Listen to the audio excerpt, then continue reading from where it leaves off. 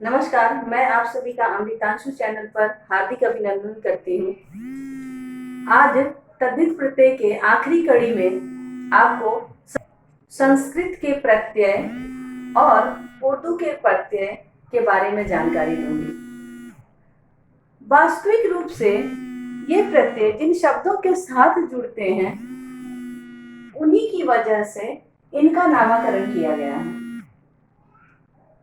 अगर आप देखें तो ये सभी शब्द तत्सम शब्द हैं और तत्सम शब्द होने की वजह से ये संस्कृत के उपसर्ग कहे गए। इन शब्दों में इन प्रत्ययों के जुड़ने से जो नए शब्दों का निर्माण हुआ वो तत्सम शब्द बने। सुखमय, दुखमय, लघुता, महता, महमत्व, देवत्व, रक्षक, भक्षक, लालिमा, ये सभी शब्द तत्सम शब्द बने हैं। इस कारण इन प्रत्ययों को संस्कृत के प्रत्यय कहे गए। दूसरी तरफ आप देखिए कि उर्दू के प्रमुख प्रत्ययों में जो प्रत्यय दिए गए हैं उनसे जिन शब्दों का निर्माण हुआ है वे शब्द उर्दू के शब्द बने हैं। इसी कारण इनको उर्दू का प्रत्यय कहा गया।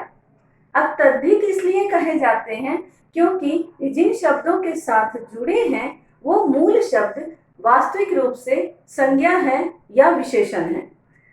ये शब्द उर्दू भाषा और संस्कृत भाषा से लिए गए हैं और इनसे जुड़ने के कारण जो प्रत्यय इन शब्दों के साथ जुड़ते हैं उन्हें हम तत्सम शब्द के रूप में जानते हैं या फिर उर्दू के शब्दों के रूप में जानते हैं। इसी कारण इनको उर्दू का प्रत्यय और संस्कृत का प्रत्यय बताया गया है। तो आइए चलते हैं इसके बारे में विशेष रूप से जानकारी हासिल करते हैं। यहां देखिए, मैं प्रत्यय, मैं शब्दांश है, स्वतंत्र रूप से इसका कोई अस्तित्व नहीं है, मैं का कोई अर्थ ही नहीं होता है। लेकिन जब ये सुख शब्द के साथ जुड़ा तो सुख मैं, अब सुख में तत्सम शब्द है। दुख, दुख में प्रत्यय है। लघु शब्द के साथ जुड़ने के बाद लघुता, महत शब्द के साथ जुड़ने के बाद महता शब्द बनता है। तो ममता शब्द के साथ जुड़ने के बाद ममत्व और देव शब्द के साथ जुड़ने के बाद देवत्व शब्द का निर्माण होता है। अक प्रत्यय रक्षा शब्द के साथ जब जुड़ता है तो रक्षक और भक्ष शब्द के साथ जुड़ता है तो भक्षक शब्द का निर्माण होता है। इमा, लाल शब्द के साथ जुड़ा तो लालिमा, काला शब्द के साथ जुड़ेगा तो कालीमा। इत प्रत्यय आनंद शब्द के साथ जुड़ा तो आनंदित, हर्ष शब्द के साथ जुड़ा तो हर्षित। वैसे ही तह प्रत्यय स्व शब्द के साथ जुड़ा स्वतः, पूर्ण शब्द के साथ जुड़ा पूर्णतः, अंत शब्द के साथ जुड़ा तो अंततः। नीय प्रत्यय प्रशंसा के साथ जुड़ा तो प्रशंसनीय, दर्शन के साथ जुड़ा तो दर्शनीय। वैसे ही वह प्रत्यय शिशु शब्द के साथ जुड़ा तो शैशव और लघु शब्द के साथ जुड़ा तो लाघव। तो जो ये शब्द निर्मित हुए हैं, जिन शब्दों का निर्माण हो गया है, ये शब्द तत्सम शब्द के अंतर्गत आते हैं। इसीलिए इन प्रत्ययों को संस्कृत के प्रमुख तद्धित प्रत्यय बताए गए हैं। चूंकि ये शब्द संज्ञा है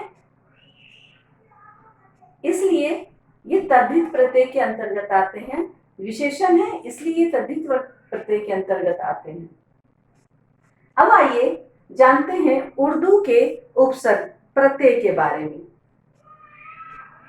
आइए अब जानते हैं उर्दू के प्रत्यय के बारे में। यहाँ प्रत्यय कुछ दिए गए हैं। साज, ची, खोर, अंदाज, गर, खाना, दान, दार और नाक, ये कुछ प्रत्यय दिए गए हैं जो स्वतंत्र रूप से कोई भी अर्थ नहीं रखता अर्थात ये शब्दांश है, शब्द नहीं है। इस बात का हमेशा ध्यान रखें, ये शब्दांश है, शब्द नहीं है। जब ये नकल शब्द के साथ जुड़ा, कौन सा शब्दांश? साज, तो नकल साज। जब जाल शब्द के साथ जुड़ा तो जाल साज। अब नकल और जाल, नकल का अर्थ होता है कॉपी करना और जाल का अर्थ होता है नेट।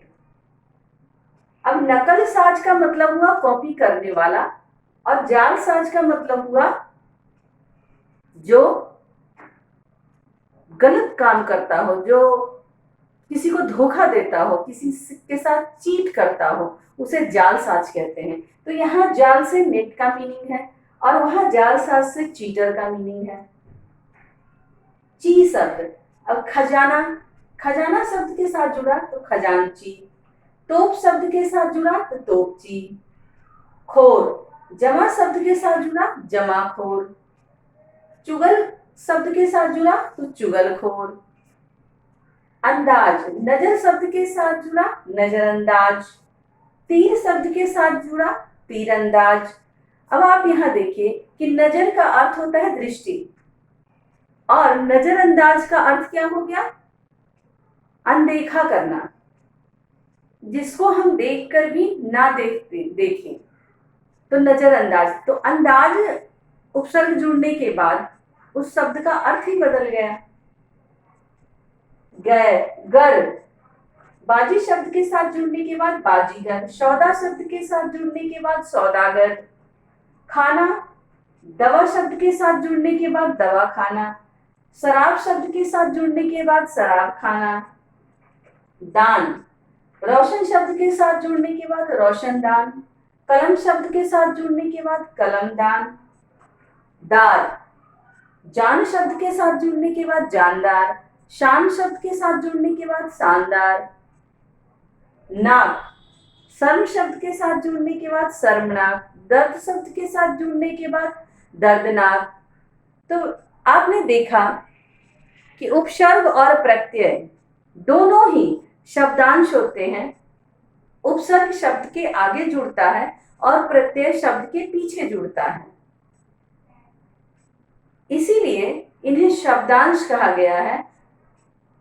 सामान्यतः जब यह प्रश्न किया जाता है तो बच्चे ये तो समझ जाते हैं कि शब्दों के आगे जुड़ने वाले और शब्दों के पीछे जुड़ने वाले शब्द बोलते हैं वो, कि शब्द के आगे जुड़ने वाले शब्द और शब्द के पीछे जुड़ने वाले शब्द, ये गलत है। ये शब्द नहीं होते, ये शब्दांश होते हैं। इस बात का हमेशा ध्यान रखें कि ये शब्द नहीं होते। उपसर्ग और प्रत्यय कभी भी शब्द नहीं होते, ये शब्दांश होते हैं, शब्द का हिस्सा होते हैं।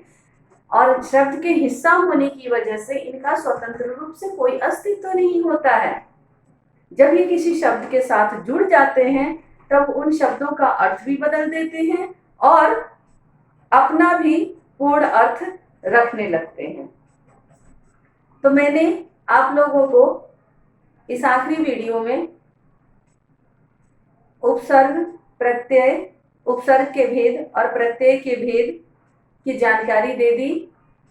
इतनी कड़ियों के माध्यम से हमने आपको अच्छी तरह समझाने का प्रयास किया है। अगर आपको मेरा प्रयास अच्छा लगे या इसमें कोई कमी रह गई इसके बाद भी, तो आप कमेंट बॉक्स में अवश्य कमेंट करें। धन्यवाद। आपका दिन मंगलमय हो।